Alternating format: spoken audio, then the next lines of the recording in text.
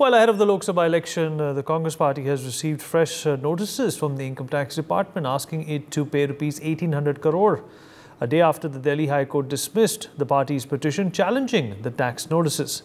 The fresh notice is for assessment for the year 2017-18 to 2021 and includes penalty and interest. The Congress is already facing a funds crunch after income tax authorities imposed a penalty of 200 crores and froze its funds. The party has not received any relief from the High Court in the case and is likely to move the Supreme Court. Meanwhile, Youth Congress workers have staged a protest against this particular notice. Kulveer Diwan, my colleague, joins us from Chandigarh at this point in time to talk more about this. Kulveer, अगर आप मेरी आवाज़ सुन पा रहे हैं? जी Vineet. Congress party की मुसीबतें बढ़ती हुई पर यूथ कांग्रेस फिर से भारतीय जनता पार्टी पर निशाना आंदोलन छेड़ रहे हैं कि ये सब जो हो रहा है ये एक राजनीतिक रंजिश के तहत हो रहा है। देखिए बिल्कुल, चंडीगढ़ में भी विनीत कांग्रेस ने प्रोटेस्ट किया है और यहाँ पर कांग्रेस भवन जो है चंडीगढ़ कांग्रेस का, उसके ऊपर उसकी छत पर चढ़कर बर्तन जो हैं वो बजाए गए हैं और आरोप ये लगाया गया है कि भारतीय जनता पार्टी चुनाव के दिनों में आर्थिक तौर पर कांग्रेस को कमजोर करना चाहती है। इसी वजह से ये कार्रवाई जो है वो की जा रही है। और इससे पहले भी आपने देखा कि इससे पहले भी जब इस तरह की कार्रवाई जो हुई थी, जब फ्रीज कर दिए गए थे, सीज कर दिए गए थे कांग्रेस के अकाउंट्स, तब भी कांग्रेस ने ये आरोप लगाया था कि आर्थिक तौर पर कांग्रेस को कमजोर करने की एक नीति के तहत ये सारी कार्रवाइयाँ जो है वो हो रही हैं। और वैसा ही नज़ारा चंडीगढ़ में दिखा जहाँ पर यूथ कांग्रेस जो है उसने प्रोटेस्ट किया और भारतीय जनता पार्टी खासकर इसके निशाने पर रही कि भारतीय जनता पार्टी को डर है चुनाव में कांग्रेस से, इसलिए कांग्रेस के खिलाफ इस तरह की कार्रवाई जो है वो की जा रही है। जी, जानकारी के लिए आपका शुक्रिया। Now let's in fact listen into some political reactions on the back of this development.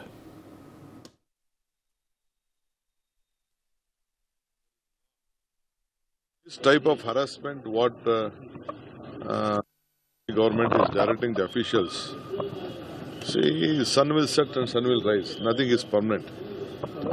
But where can a political party, including the communists, why they are targeting the opposition? That means it shows that they are afraid of the Congress party. They are afraid of India alliance, and India alliance is going to defeat the NDA. This is the weakness what the BJP has understood, that they will lose the election.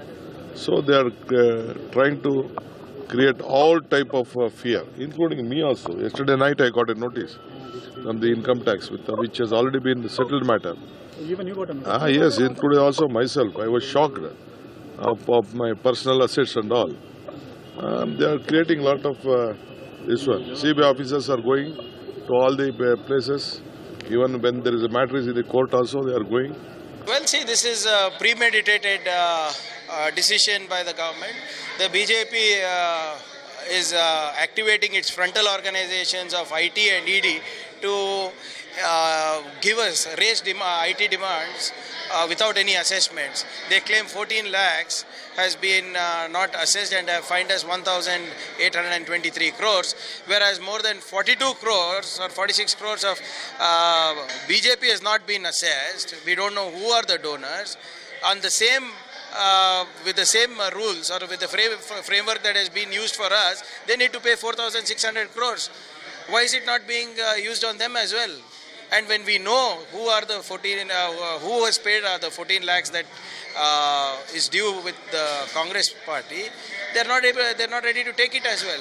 So this is nothing but the BJP is trying to cripple the process of democracy. They're trying to cripple Congress from ensuring a clean sweep.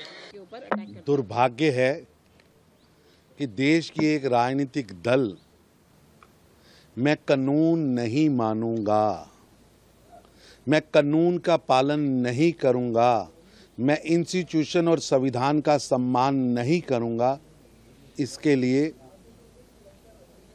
Protest कर रहे हैं,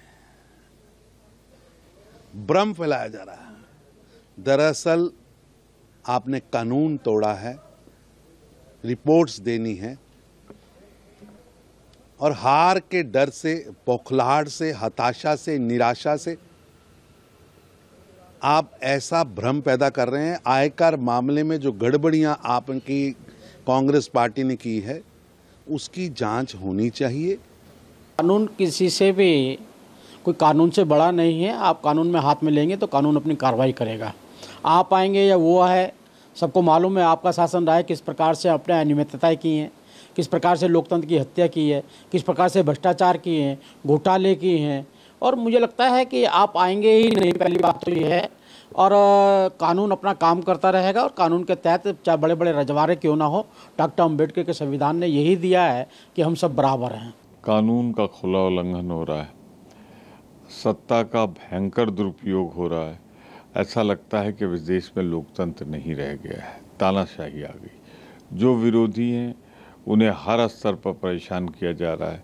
अब आप बताइए, एक सच्चाई है कि 16-17 लाख का जमा किया गया, समय से जमा हुआ, वो तो हम जीतेंगे मुकदमे को। 1800 करोड़ की नोटिस, 1700 करोड़ की नोटिस, और अब तो हद हो गई। पहले 148 करोड़ का, अब 1600-1700 करोड़ की नोटिस। कुछ समझ में नहीं आ रहा है कि ये क्या इनकम टैक्स के माध्यम से वो पूरी तरीके से कांग्रेस पार्टी को पंगु कर देना चाहते हैं, या और जो विरोधी हैं जिससे कुछ न कर सकें और अपना अंधाधुंध पैसा खर्च कर रहे हैं। यही तो इनके साथ हुआ था। इनका तो 45 करोड़ के लगभग उसका हिसाब किताब इन्होंने नहीं दिया था, तो इनके ऊपर तो कम से कम 10,000 करोड़ का जुर्माना होना चाहिए। उनकी तरफ आप देख भी नहीं रहे। 1823 करोड़ का एक नोटिस कांग्रेस पार्टी को मिला है। इस देश की राजनीति में कभी भी किसी राजनीतिक दल पर इनकम टैक्स नहीं लगा है, लेकिन खोज कर 1994 तक भी हमें इनकम टैक्स नोटिस भेजी जा रही हैं। और अगर हमसे कुछ गलती और त्रुटि हुई है तो उसके प्रोपोर्शन में आप हम पर टैक्स लगा दीजिए। भाजपा से जो गलती हुई है उसके लिए उन पे 4500 करोड़ का टैक्स लगना चाहिए, उन पर 1 पैसे का टैक्स नहीं लग रहा है। ये ढूंढ कर विपक्ष को तंग करने का काम किया जा रहा है। चुनाव के मुहाने पर विपक्ष की फंडिंग को रोका जा रहा है। हमारे करीब 135 करोड़ रुपए जबरन जब्त कर लिए गए। इस तरह से कौन सा चुनाव मोदी जी करने जा रहे हैं? असलियत यह है कि वो घबराए हुए हैं और वो जानते हैं कि देश की जनता इस बार उनको हाशिए पर लाने वाली है, और इसीलिए वो विपक्ष के साथ ये सलूक कर रहे हैं। For more such videos, subscribe to the NewsX YouTube channel, hit the bell icon.